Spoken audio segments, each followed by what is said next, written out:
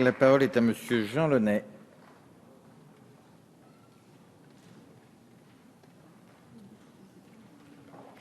Merci, Monsieur le Président. Monsieur le Président, Monsieur le Secrétaire d'État, Madame la rapporteure générale, mes chers collègues, nous abordons donc l'examen en lecture définitive du projet de loi de règlement du budget et d'approbation des comptes de l'année 2014, après son rejet par le Sénat le 9 juillet dernier et l'échec de la CMP le 15 juillet. Les comptes de l'État sont fidèles et sincères. La Cour des comptes les a certifiés et l'autorisation parlementaire a été parfaitement respectée dans son exécution, ainsi que l'indique très précisément Madame la rapporteure générale du budget dans son rapport.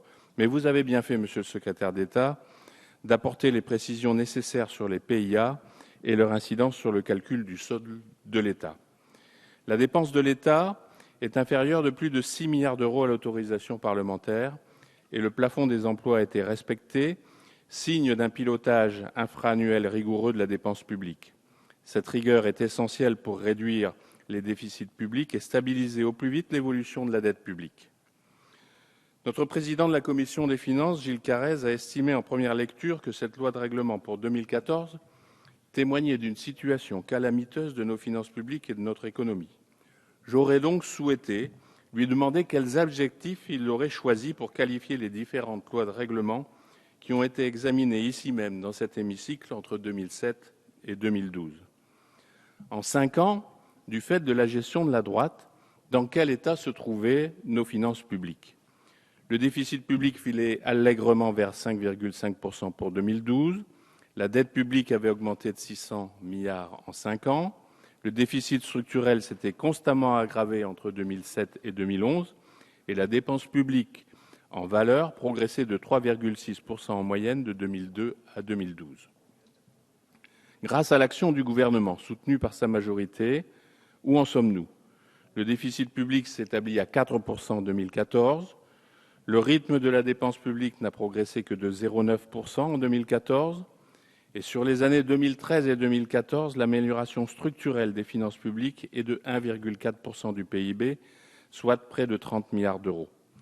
Le déficit structurel que nous avions laissé en 2002 à 4,2% et que la droite avait amené en 2012 à 4,4%, s'établit aujourd'hui à 2,1%, son plus bas niveau depuis la fin des années 1990.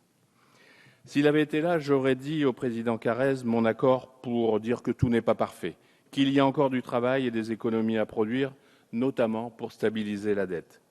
Mais il y a, c'est incontestable, une amélioration pérenne des finances publiques qui a permis de réduire le déficit public malgré le contexte de faible croissance et de faible inflation et sans mettre en péril nos services publics. Et ce n'est pas faire injure à la droite que de lui dire que lorsqu'elle était en responsabilité, les dépenses de l'État n'ont pas été jugulées et la révision générale des politiques publiques, ou plutôt la dégradation générale des politiques publiques, a non seulement mis à mal l'éducation, la santé et la justice et la sécurité de notre pays, mais n'a pas permis non plus de redresser nos finances.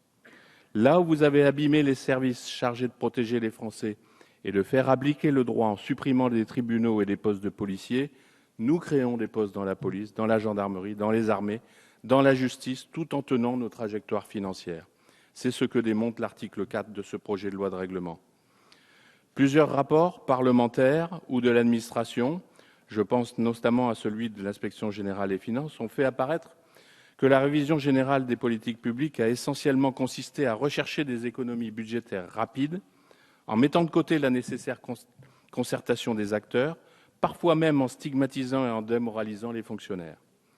Elle a même parfois pu aboutir à des renchérissements de coûts significatifs, sans proportion avec les suppressions d'emplois, via notamment le recours à des prestataires extérieurs. Je conclus donc cet aspect général de mon propos en disant que non seulement la gestion passée de la droite a été très mauvaise, mais que l'opposition brille aujourd'hui par son manque d'objectivité et de projets alternatifs crédibles.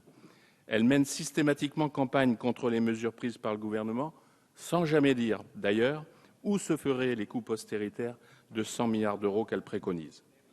Vous me permettrez, Monsieur le Président, Monsieur le Ministre, mes chers collègues, de faire maintenant un focus sur l'exécution du budget opérationnel de la Défense dont je suis le rapporteur spécial. Cela me semble justifié à la fois par le contexte créé par les actions et les menaces terroristes qui ont nécessité des prises de position politiques et des décisions pour assurer la sécurité des Français, et par l'actualisation de la loi de programmation militaire à laquelle nous venons de procéder. L'année 2014 a été la première année de mise en œuvre de la nouvelle loi de programmation militaire pour la période 2014-2019, promulguée le 18 décembre 2013. Cette année 2014 aura été marquée par plusieurs événements majeurs.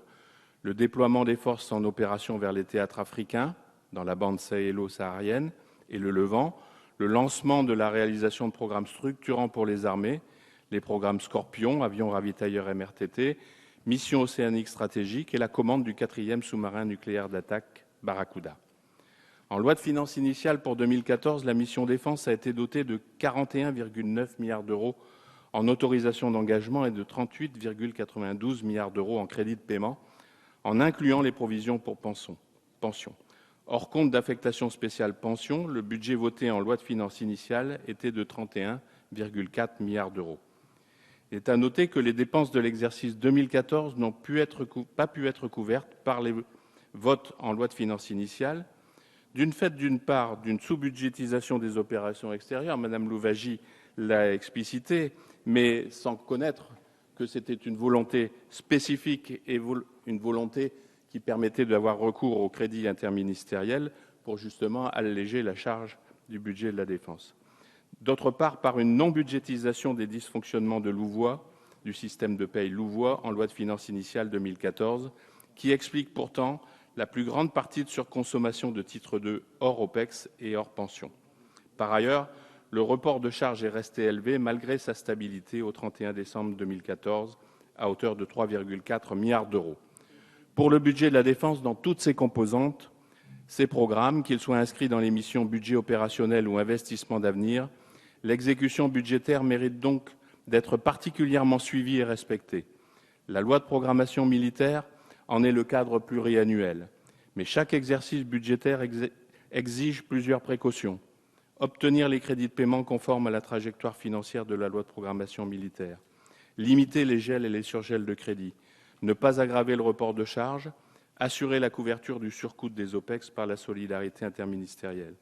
À cet égard et pour 2014, l'exécution budgétaire des crédits de la défense nationale aura été conforme aux prévisions budgétaires et l'actualisation de la loi de programmation militaire à laquelle nous venons de procéder garantira la même qualité d'exécution pour 2015 dès lors que nous aurons voté l'indispensable loi de finances rectificative pour 2015 en fin d'année. Je veux conclure, Monsieur le Président. En un demi-quinquennat, notre majorité parlementaire a effacé la gestion erratique des finances publiques des 2 quinquennats précédents. C'est bien ce qu'exprime la loi de règlement présentée aujourd'hui et que notre groupe votera. Mettons-nous d'accord au moins sur le propos du premier président de la Cour des comptes devant la Commission des finances. Ne sous-estimons pas le résultat obtenu. La stabilité est en progrès par rapport à des années où la dépense était très peu maîtrisée. Dans la préparation du projet de loi de finances pour 2016, vous pouvez être assuré, Monsieur le Secrétaire d'État, que le groupe socialiste, dans un dialogue constant, soutiendra le gouvernement dans cette stratégie de redressement des comptes publics qui refuse les politiques d'austérité auxquelles appelle l'opposition, mais aussi le laisser-aller dont la droite a fait preuve lorsqu'elle était aux responsabilités. Merci.